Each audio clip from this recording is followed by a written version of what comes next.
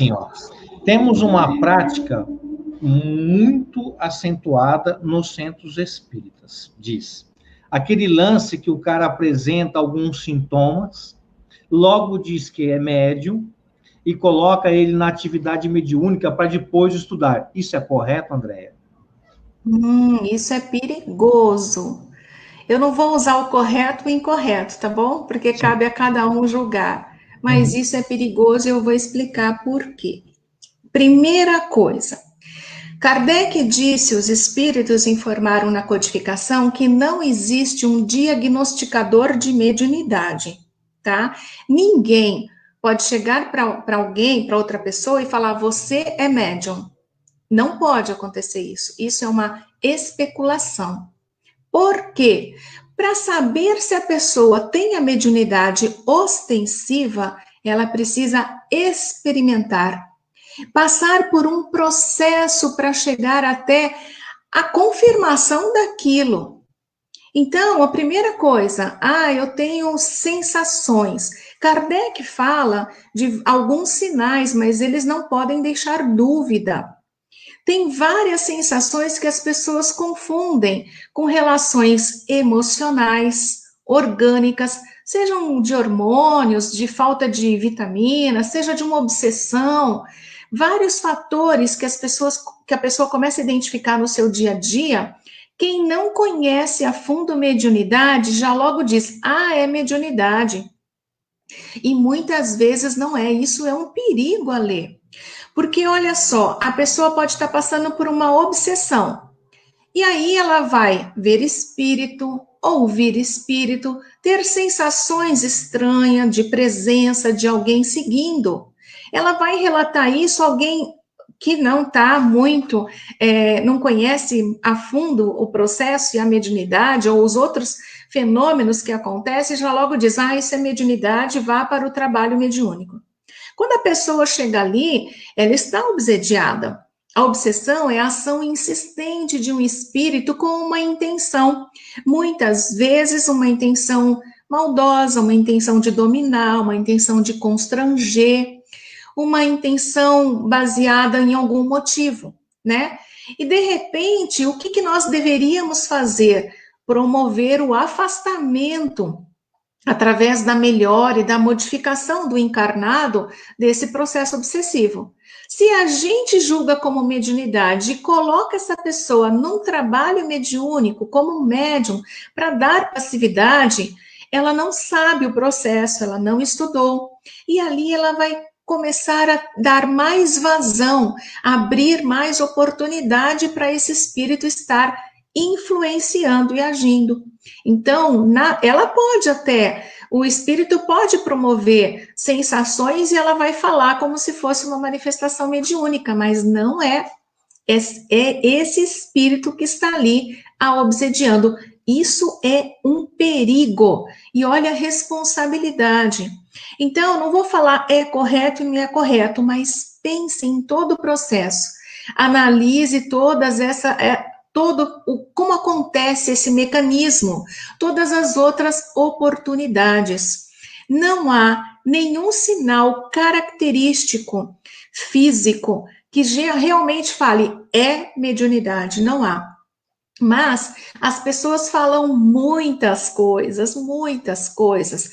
Eles dizem, uma vez disseram, se a pessoa tem os dedos finos e longos, é sinal de mediunidade. Se transpira muito na mão, é sinal de mediunidade. Isso está completamente equivocado, não tem esse sinal característico. Tem também problemas emocionais, problemas psicológicos que as pessoas confundem com mediunidade. Por exemplo, de repente eu estou tranquila, me acho uma pessoa tranquila e de repente de uma hora para outra eu me irrito, eu sou agressiva com as pessoas, eu acabo passando dos meus limites. Logicamente eu vou pensar, isso não fui eu que fiz, isso foi um outro alguém que provocou em mim. E aí eu já utilizo a mediunidade para justificar essa minha atitude.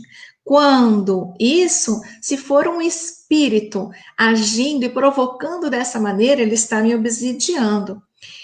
Mas muitas vezes são atitudes minhas que não trabalhei no autoconhecimento e que de repente quero terceirizar essa culpa e essa responsabilidade em relação às minhas atitudes.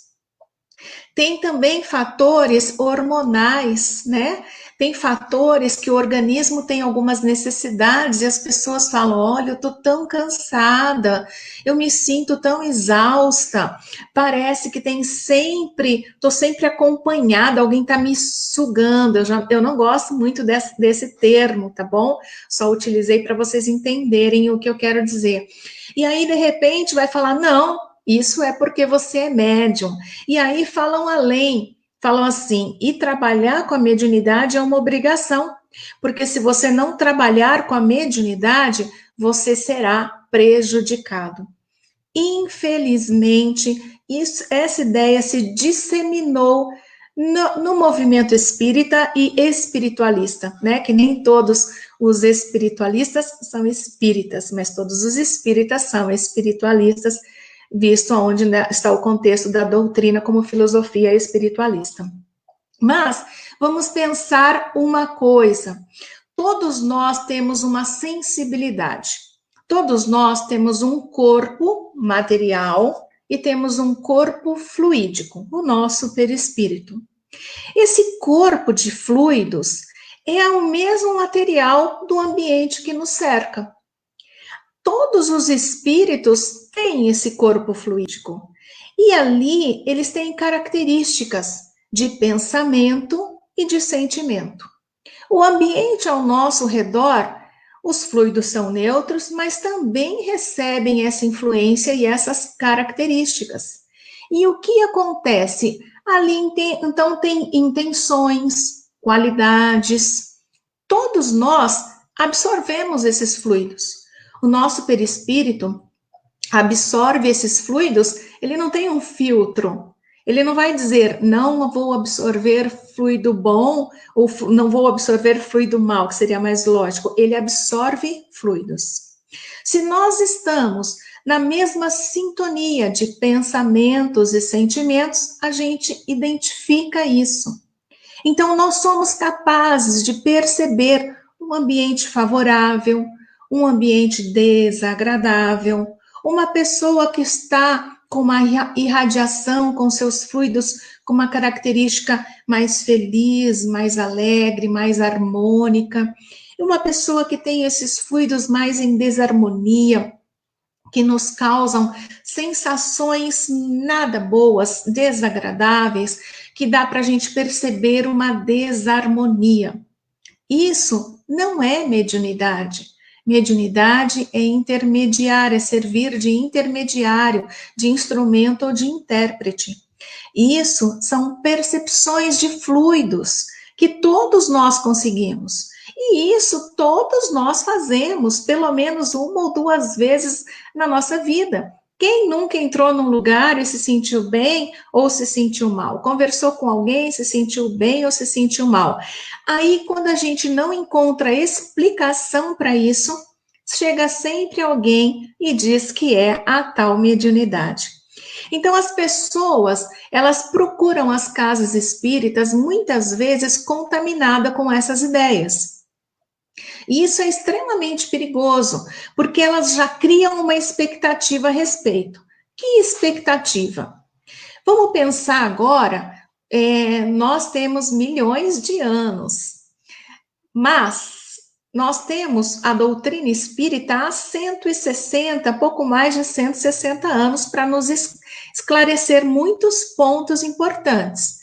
Antes disso, nós sempre fizemos parte de filosofias, de doutrinas, de religiões.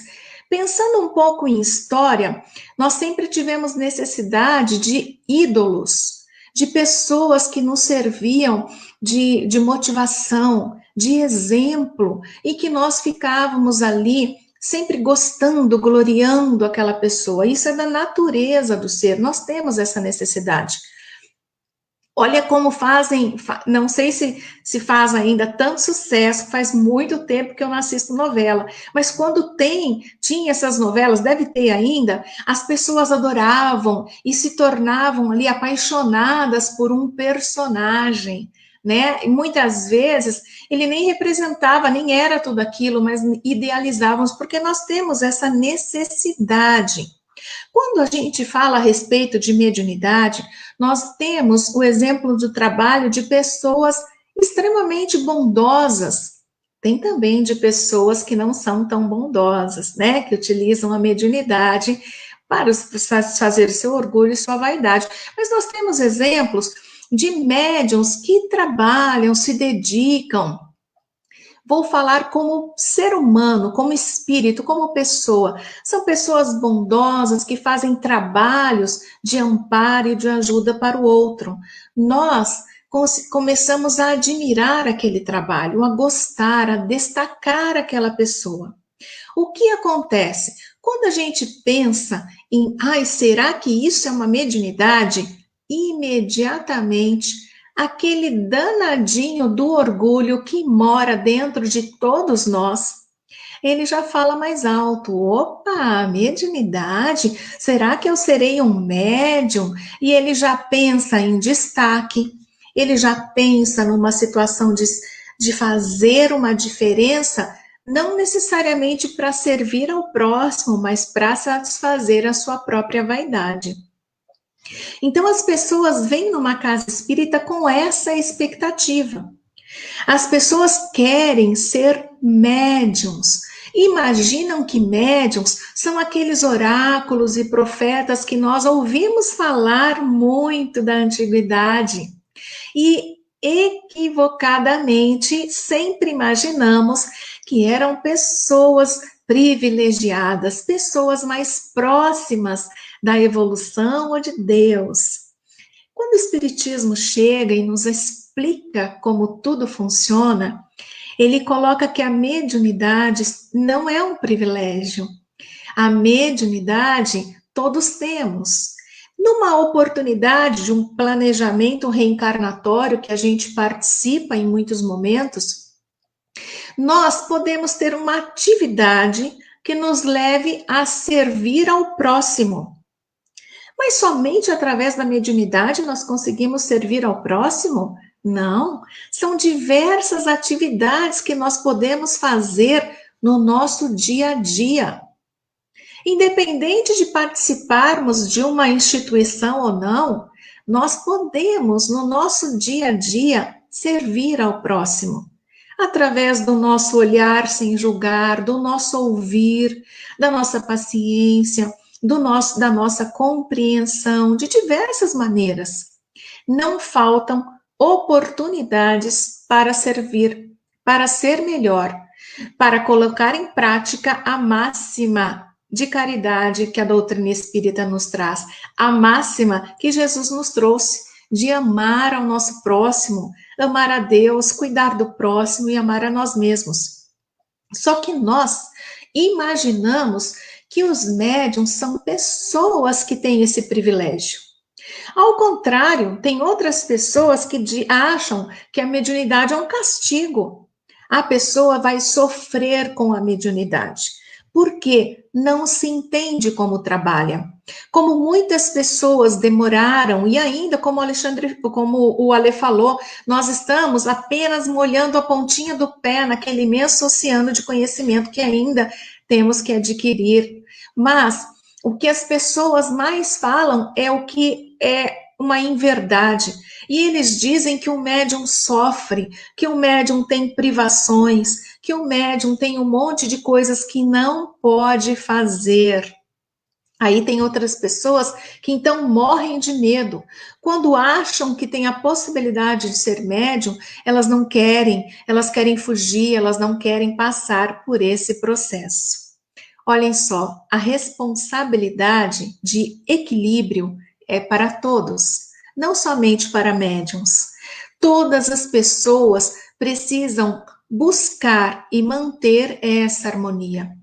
Se nós desequilibramos sendo médiums ou não, porque são os fatores morais que acabam nos desequilibrando. A diferença é que quando o médium consegue perceber com um pouco melhor e um pouco mais o mundo espiritual e os espíritos que estão ao redor. Então, quando ele sofre uma obsessão, uma influência de um espírito que está ali o acompanhando com alguma intenção não boa, tentando interferir, influenciar nos seus pensamentos, nas suas ações, ele consegue perceber esse médium, em alguns casos, né? Obsessão, a gente até conversou, acho que aqui no resenha, ela tem algumas variações e chega um ponto que a pessoa está cega e não consegue perceber isso. Mas é a diferença. Uma pessoa que não tem mediunidade, ela sofre obsessão também. Não é a mediunidade que causa obsessão, mas sim ainda uma deficiência moral que todos nós temos. Um comportamento, as nossas ações, as nossas escolhas, o nosso pensamento, a nossa vontade, tudo isso atrai espíritos afins.